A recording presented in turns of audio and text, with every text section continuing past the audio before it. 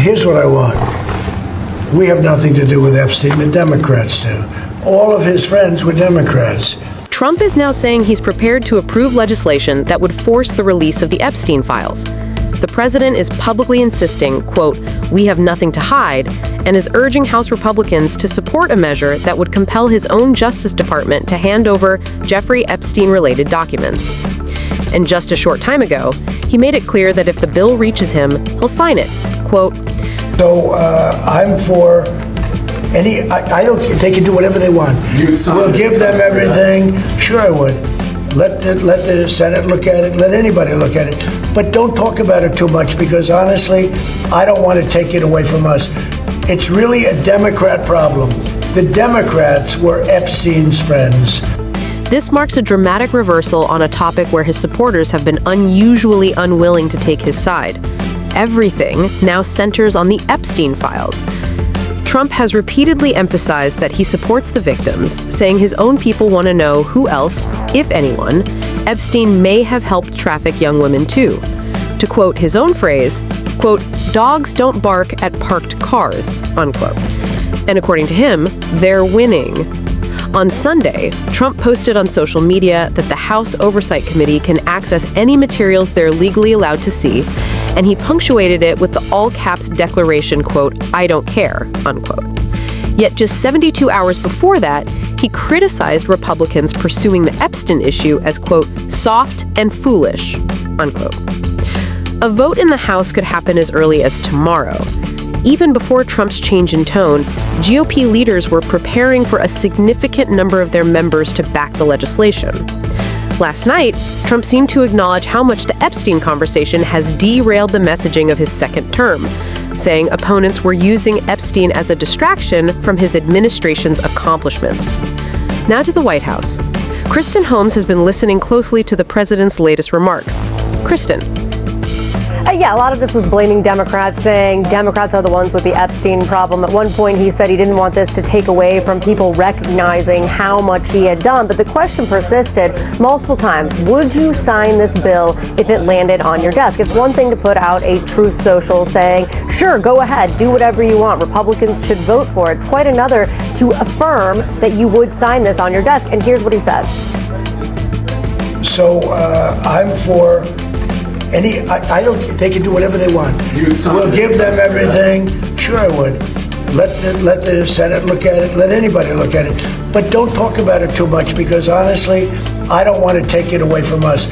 It's really a Democrat problem. The Democrats were Epstein's friends, all of them. And it's a hoax. The whole thing is a hoax.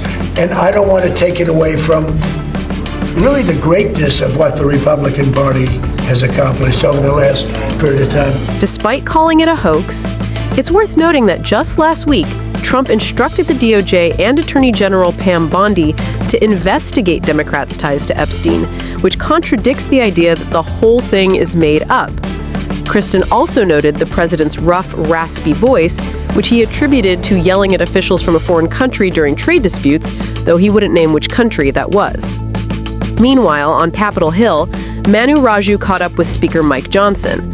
This vote to happen tomorrow, and we expect it to be a significant number of Republicans and Democrats, maybe more than 400 members. We'll see if it's even unanimous. That's going to be one of the big questions. The question, too, is the Speaker himself. He has, of course, tried to deny this bill from coming for a vote for months. There was an effort to circumvent his opposition that succeeded to force the vote, force the Speaker's hand. And when I asked him if he's actually going to support the bill, now that Trump has reversed course, he said, my support will be conditioned upon an agreement in the Senate that if they indeed process it, they fix the terrible provisions in it. And I also asked him about Trump's very harsh rhetoric against Marjorie Taylor Greene, his longtime ally and supporter of this Epstein bill, whom Trump called a traitor repeatedly over the weekend. Greene herself said that this is causing threats to her family, her security and safety. And I asked him if he would advise Trump not to level that kind of rhetoric. Would you advise the president to stop calling her a traitor?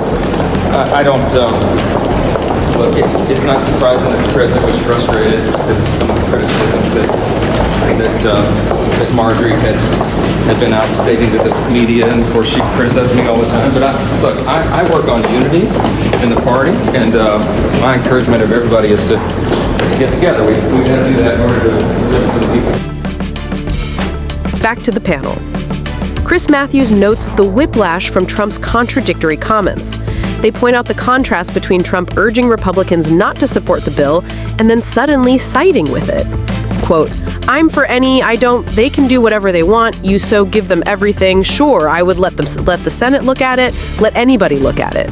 Then Matthews describes Trump's behind-the-scenes tactics, including pressuring Boebert and attacking Green, before suggesting Trump may simply be trying to maintain the appearance of control.